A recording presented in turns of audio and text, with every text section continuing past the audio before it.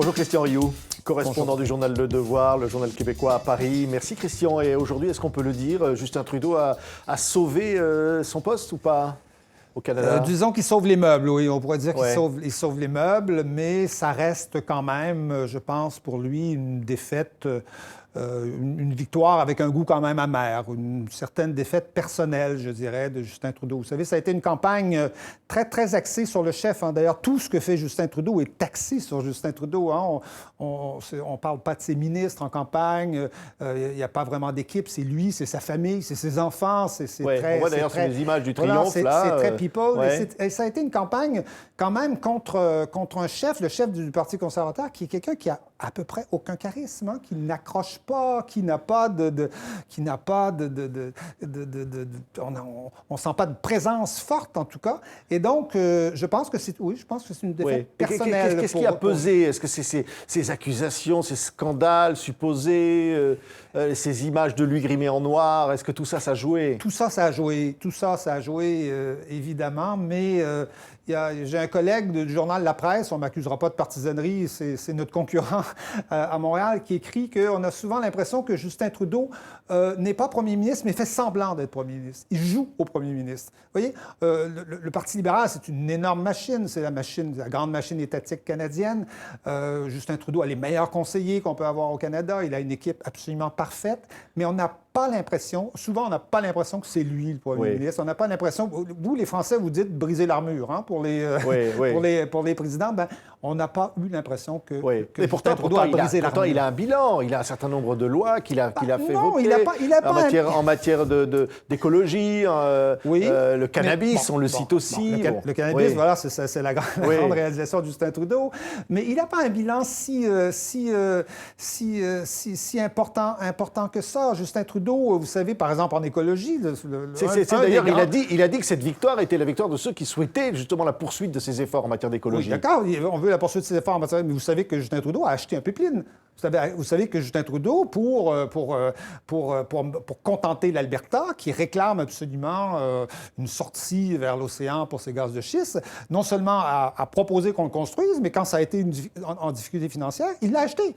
Le Canada est propriétaire du pipeline. Alors, Justin Trudeau a une énorme contradiction à résoudre. Soit il donne un pipeline aux Albertains et continue à le construire. On parle souvent du Canada comme une monarchie pétrolière. Hein? C'est une monarchie et on est grand producteur de pétrole. Et par contre, il a un programme écologique de l'autre côté. Oui. Donc, dans la période qui vient, je pense que Justin Trudeau est obligé de choisir, obligé de faire des choix difficiles, surtout qu'il va être poussé sur sa gauche parce qu'il va être obligé donc, de faire une alliance avec ce parti parce qu'il est minoritaire aujourd'hui. Et donc, il n'a pas le choix. Ça sera une alliance au jour le jour. Là. Ça ne sera pas une coalition. Une alliance avec le NPD. Mais au fond, qui peut durer combien de temps? On dit ça peut durer 1 an, 2 ans maximum. C'est ce que dit son adversaire aujourd'hui. Il dit que tout ça est très provisoire. 1 an, 2 ans. Ça peut peut-être durer un peu plus longtemps, mais les contradictions sont importantes. Première contradiction, ça va être ça. Il va devoir, je dirais, se faire une tête sur la question de l'écologie et il va vraiment être poussé à gauche sur ce côté-là. Mais est-ce qu'il va déclarer la guerre à l'Alberta? Il n'y a déjà aucun député en Alberta. Il n'y en a pas pratiquement aucun dans les prairies. Donc, on a vraiment un bloc là à l'ouest.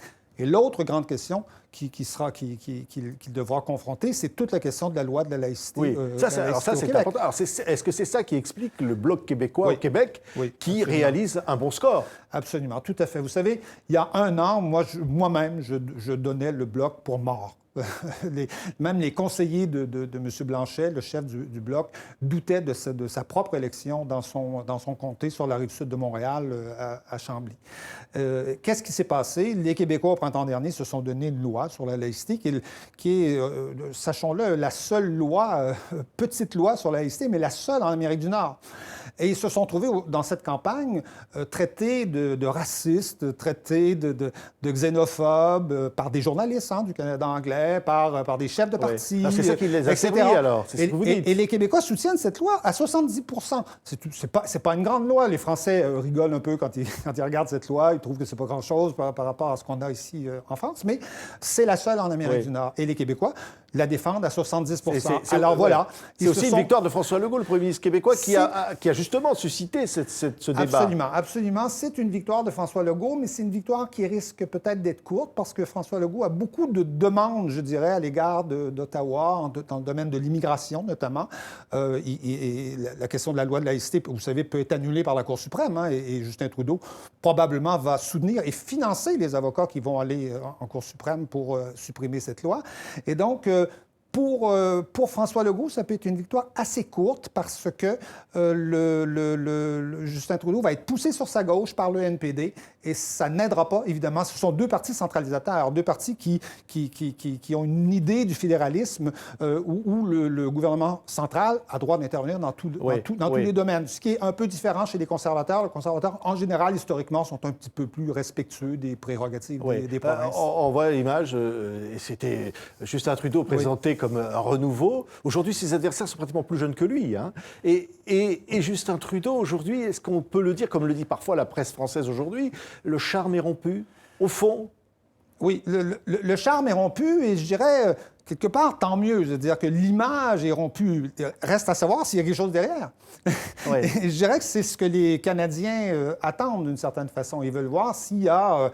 les Canadiens ne peuvent pas s'empêcher de le comparer à son père, dont personne ne contestait la profondeur de vue. Vous avez survécu 2 ans à un gouvernement minoritaire. Lui-même a eu un gouvernement minoritaire, s'est fait réélire 2 ans plus tard, majoritaire, et a gouverné le Canada pendant extrêmement longtemps. Ça veut dire que c'est possible pour Justin Trudeau aussi. On pouvait avoir des désaccords terribles avec Pierre Trudeau qui était son père. On pouvait le détester, mais personne ne contestait sa profondeur, sa force, son intelligence et la qualité de ses idées, la profondeur de ses idées. Ce n'est pas le cas avec Justin Trudeau. En tout cas, ce n'est pas encore le cas. Peut-être se révélera-t-il, peut-être que c'est l'occasion, je dirais, pour lui de se révéler et de se montrer un grand premier ministre, ce qu'il n'a pas prouvé, en tout cas, pour ça veut dire qu'aujourd'hui, c'est un défi, là, pour le Canada en général. Au fond, les cartes sont rebattues. Quelque part quand même si on continue avec Justin Trudeau. Oui, les cartes sont rebattues sur de vieilles contradictions quand même, sur des contradictions qui sont intrinsèques au Canada. Pierre Trudeau, le père de Justin Trudeau, s'était battu contre Peter Lougheed dans l'Alberta à l'époque du gaz naturel parce qu'il voulait mettre la main sur les richesses naturelles de l'Alberta. Aujourd'hui, c'est le pétrole. On est encore dans ce débat-là, mais multiplié par 10 d'une certaine façon. La question du Québec, ça, je n'ai pas besoin de faire un long discours pour vous expliquer que c'est la question qui a traversé les 50 dernières années. Mais elle n'est plus posée aujourd'hui. Et on découvre qu'elle n'est pas morte. Alors qu'elle était morte il y a un an ou deux. C'est peut-être un des mystères de la politique de faire honnête. Donc, c'est les grandes contradictions, je dirais, intrinsèques au Canada qui aujourd'hui ressortent et qui confrontent Justin Trudeau. Il va devoir affronter le pays que lui a légué son père. Parce que c'est ce pays-là que lui a légué son père, un pays très centralisateur, un pays avec une constitution que le Québec n'a jamais signée, hein, sachant que la seule province au Canada qui n'a jamais signé la constitution canadienne, c'est le Québec, même si nous y vivons encore. Et donc, cette contradiction, finalement, n'est pas morte. Elle est encore là et elle ressort avec toute la vigueur qui est la sienne. Merci beaucoup, Christian Rioux, pour ces explications. C'était très clair. Merci d'avoir été notre invité.